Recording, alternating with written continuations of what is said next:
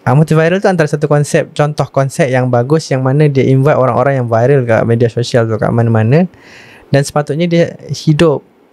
Tapi tak tahu apa yang menyebabkan dia sekarang tak nampak sangat. Adakah format penyampaian, ataupun sejak munculnya TikTok, macam-macam cara pengupasan yang berlaku lah. Melainkan kalau podcast tu tak nak react on trending, podcast tu sendiri yang sentiasa menghasilkan perkara daripada podcast tu menjadikan trending.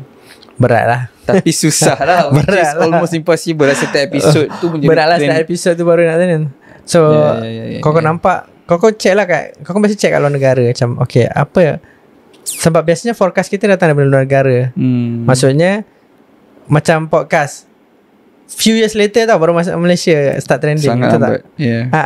So yang dah lama trending kat mana? Kat Indonesia. Contoh yang terdekat lah. Negara lain tak tahu. Kau tengok, okay, yang masih hidup sampai sekarang apa? Deddy Corbuzier. So bila kau tengok, dia sentiasa kupas benda-benda yang tengah panas.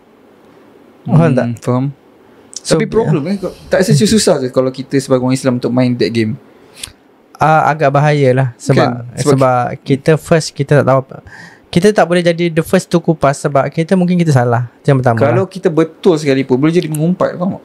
Ya, dan itu kau kena elak. Susah. Saya sebagai seorang podcaster untuk main game tu saya fikir 10 kali lah. Actually agak sangat-sangat susah. Kokom sekarang tengah elak konten-konten yang bersifat mengumpat lah. Tengah elak sebab tu Kokom macam first, kalau perasan antara benda konten yang kau tak buat dulu prank.